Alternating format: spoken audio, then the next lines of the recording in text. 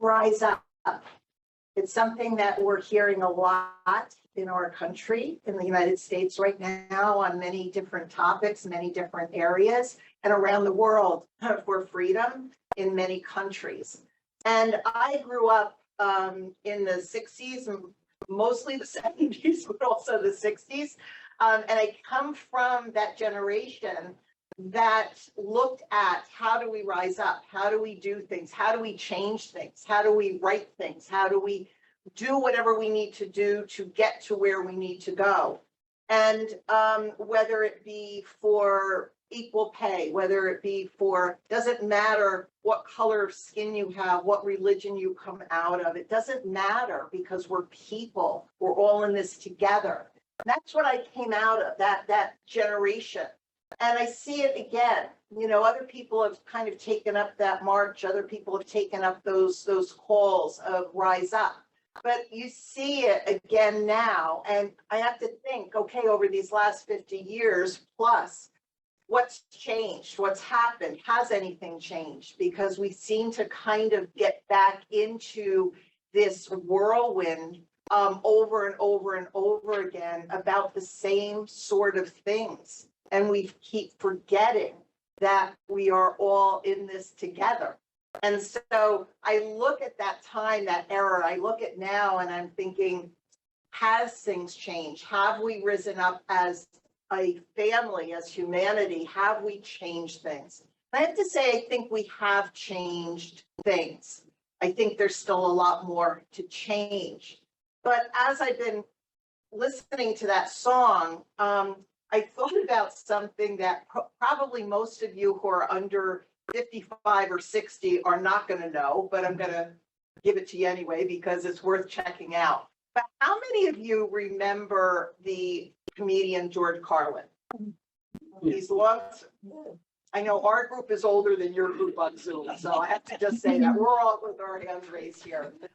But George Carlin, who passed, you know, kind of young, I think he was only in his early 70s when he passed, had kind of a revolution in terms of what was brought out to the public in terms of comedy. And yes, was it a shock value system that he used? I would have to say yes. Did he push the boundaries of what people could tolerate or wanted to tolerate or wanted to listen to? Yes. But I also have to say what he brought in as an activist, because he was an activist and he brought to the stage things that were going on in the world, like a mirror. Because you know, when we hold up a mirror to anything, we have to look at it. We can step aside sometimes, which a lot of times I do in the morning, just like I'm done. I can't look at that anymore. But we do. When we put a mirror up, we have to look at what the reflection is. So I feel a lot of what he did and the early people in that time period did was put a mirror in front of us to say, look at what's going on. And the one thing that he's very well known for, and I'm not going to repeat these words, but he started with a skit that talked about all of the words that you couldn't use on television.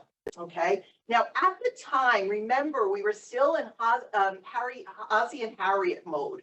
You know, we were still in like the father went to work, the mother stayed home. There was a mother and a father, and there were children, and people wore aprons, and everything was wonderful, right? Life was wonderful.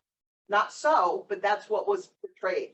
So we have somebody like George Carlin coming in the 60s and into the 70s and saying, look, I'm going to challenge you. I'm going to challenge you by giving you this list of words that I know when I'm on television you're not going to put on. I know you're not going to put it on. I'm going to get bleeped out, but I'm going to keep saying it anyway. Now, are they words that I would normally use? No, not because I'm a prude about it, but they're powerful words, okay? And they have a lot of energy and emotion attached to them. But what he did was he put it out there. He put it out there to say, you know what? Words have power. Words have an imprint that when they're used with a certain intent, they can be funny, they can be harmful, they can be a weapon, and they can be something that allows us to rise up. They can be all of those things. And how do we use our words? How do we use our words in the best way possible so it allows us to rise and not fail, not fall? And as I was thinking about George Carlin and I think they were 7 words that you can, now see, everybody's going to be Googling. I know you guys, I'm going to be Googling this. The 7 words that you can't say on television. I was thinking about, okay, what are some of the other 4-letter words that are out there that we use every day with the wrong intent? Now, I know, Seal, you're going to think I'm thinking of certain words, but I'm not. Think about rise, 4 letters. Think about rise. Think about the power in that word. Rise up, move. Something that's not where you're feeling. Another 4-letter word, fall, that you've fallen. Because again, in our society, we have this concept that we are either one or the other. We've fallen, we're on the floor, we're lower than, or we're risen. Don't a lot of times we look at those things very much, what is that? We've fallen or we've risen. Not that it is the balance of each other. That in order to understand what it feels to rise, we have to understand what it was to feel like we weren't there. We have to understand the power when we say you failed. Fail, another 4-letter word. You failed. When we tell a child, when we tell an adult, you failed. What is the power in those 4 letters? What is the power that we've done? We've said, because again, once we've said something, once it's out there, we can't take it back. It's there. The energy of that word or those words or whatever's been said stays. Remember the old, well, yeah, it is old, but the part of physics that says energy cannot be created or destroyed. Words are energy. Once we've said it, it's there. It lingers. And how many of us as children were said to something by either a parent, a teacher, a relative, even a friend that still, how many decades later still lingers with us? How many decades later still lingers with us? I remember in kindergarten, now we're talking back in the 60s now, in kindergarten, when my kindergarten teacher told me I wasn't coloring inside the lines. Now, remember in kindergarten at that time, that's what we did. You know, we didn't do what they do now, like this calculus. You know, we colored. I couldn't color inside the lines. All of my life, I have felt I have not been creative from that point. Now, I've worked on it. You know, I've worked on it with things, but those words, you can't, another 4-letter word when you contract it. For all those teachers out there, you can't. What is the power in this? What are we saying? What are we putting out there? What 4-letter words do we use that have nothing to do with George Carlin? Nothing to do with anything that's profanity, but are everyday words that we can either use with the intent of helping somebody to rise or helping somebody to fall, or helping ourselves to rise or fall. Because self-talk, another 4-letter word, self-talk is what we do all day long. Every moment of every day, our mind is working, our thought process is working. Our self-talk is going on. And how many people, honestly, how many people have had to stop themselves sometimes because the self-talk has not been so positive? You can't do this. You can't color Sharon. You know, you can't create Sharon. Okay. How many people have put that in their minds, and on some level, it keeps circulating like those old tape machines. It just keeps at one after the other, the self-talk. And how many people actually put things in our self-talk that make it happy, positive? Do we? Don't we? Do we catch ourselves? 24/7. Because we think when we go to sleep, we're done, right? But our mind is not done. It's reacting. It's putting memories into those areas of the brain that I can't even spell. You know, it's taking out some of the sludge in the brain, the excess stuff. It's working. And somewhere in those synapses are those words that we've been saying to ourselves all day long, or decades ago, or somebody said them to us decades ago, or yesterday. What power are we giving to those words? And what are we saying in order to not only help ourselves, because it starts with self, another 4-letter word, it starts with self. Because in ourselves, if we can get to that space where we are feeling, sounding, looking at things from a more broader point of view, that yes, we may fall, but there's nothing wrong with that. Yes, we may fail, 4-letter word, but there's nothing wrong with that, because it's part of the process. It's part of the understanding, and it's part of the learning. And as long as we learn it, or something in that experience, then we can rise. We can rise. I find it really interesting when you think about all kinds of religion. Okay, we'll just put religion in this for a second, where rise, risen is always used. In Christianity, it's used a lot. You know, Jesus rose on the 3rd day. You know, Lazarus was risen from the dead.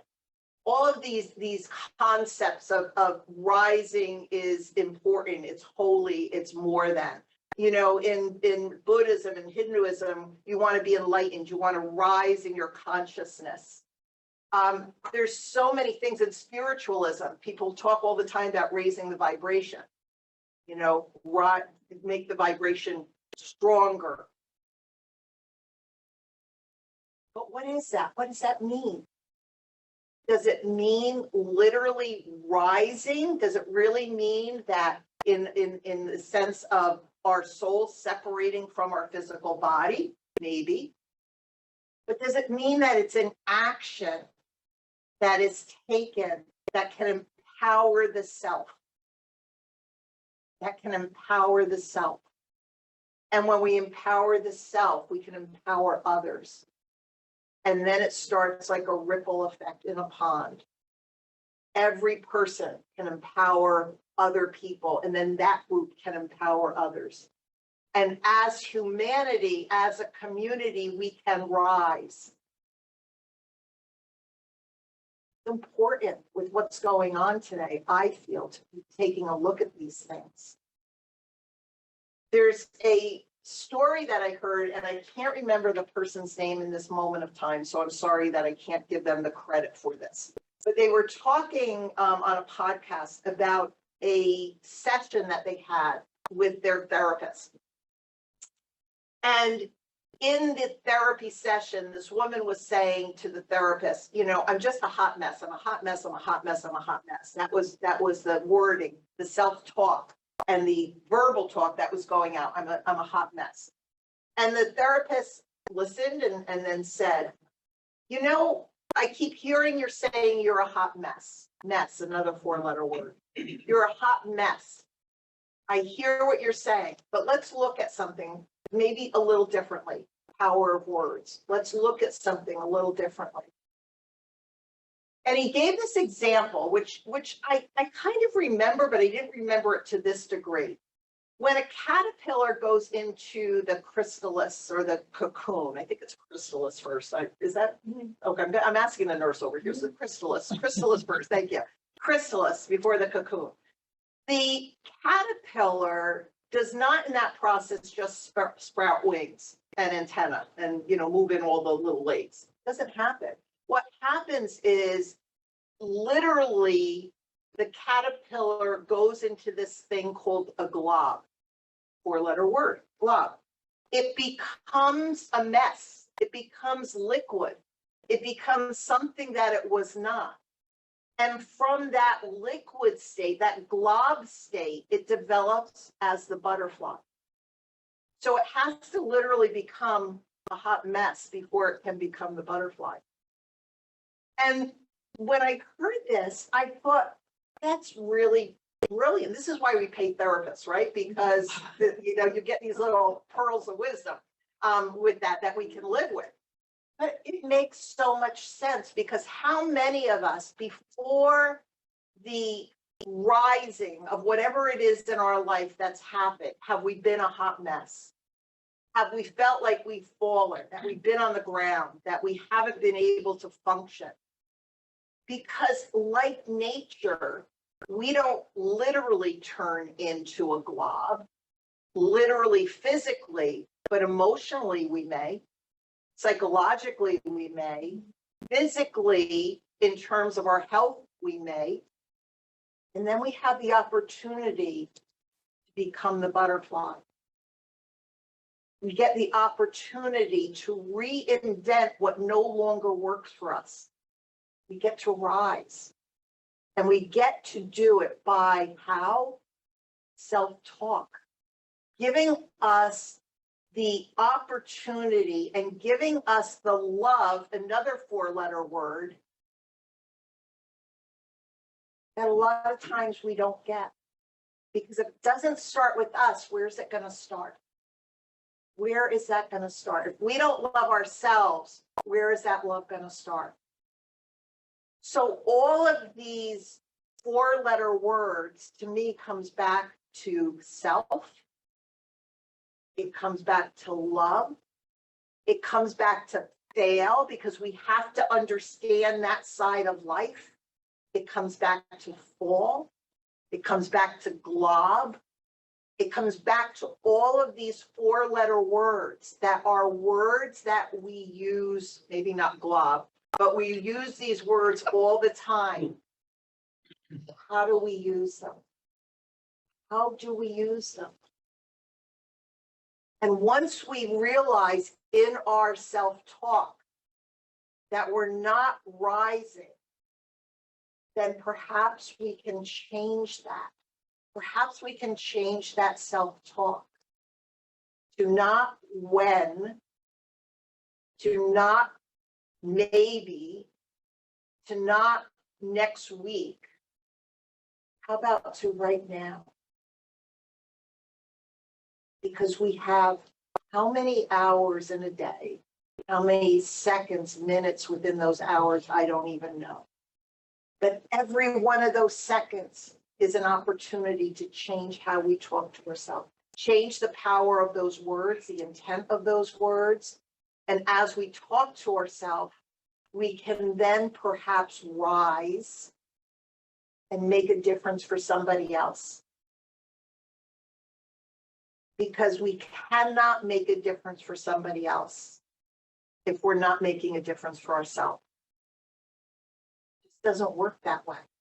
Because what we're giving then is really not, the intent behind it is not the reality of it. But when you know that somebody's gone through the falling, the failing, and they can stand up and say, yes, that's part of me. It's not something that I'm just trying to hide. It's part of me. I made that mistake. I made that decision, whatever it happens to be. But that decision has propelled me to where I am today. We're never perfect. We're never perfect because we're human. But what we can try to be is somebody who's in love with us, in love with self, giving the information, the words, the power of those words to self. And to me, that's love. To me, that is love. And just like George Carlin did, by bringing this to people's mindsets to say, hey, I know you're going to bleep me out, but I'm going to bring this, I'm going to push this boundary anyway. I'm going to push this boundary to see where it takes me. We can do that each and every single day. We can push the boundary of what we want, who we are, and then reaching out to others. And can you just imagine if we all had that understanding of the power of words, if we all had that self-love and we all reached out to everybody else, what changes can take place, not only within us, within our families, within our communities, within our countries, within our world. And people will say that I'm an optimist, and most of the time, except when I'm setting up technology, I am an optimist. But it's also something where I have this belief in my soul. That our world can be a community. It's not just something that has come from my growing up in the 60s and the 70s and that kind of hippie optimist vibe. It may have had a little seed there, but I know people are good. I know generally people are good. And if we can use that good, another 4-letter word, if we can use that good, we can spread that good, then there is opportunity where the majority then of people are heard and not the minority of people. And I don't mean that in a way of religion or anything like that, but the people who want change for good and people who are sitting in hate, another 4-letter word. So let's look at those words that we can use, that we can bring forward, that we can talk to ourselves about and with, and put the intent behind it. Because again, words can be many, many things. I can say to somebody, I hate you in a funny way because they just made me, a joke. And, I laughed so hard that I cried. Oh, I hate you. The intent behind it is not hate. It's a word. Or I can say to somebody, I really hate you. And the intent behind that is hate. And we can change it to I love you, where the intent is love. So I know, again, everybody will be looking for those 7 words you can't see on TV. They're not nice words, I will say that. But that's not the point of it. The point of it is the intent behind words, the power behind words. The 4-letter words that we use every single day that don't have to be bleeped out, but maybe sometimes should because of the intent behind them. So whatever it is that you go and do today, this week, next month, whatever it is until we see each other again, think about our words. Think about self, and think about how we're talking to not only each other, but to you. And try to do it with that 4-letter word that I love so much, love. Thank you for your attention.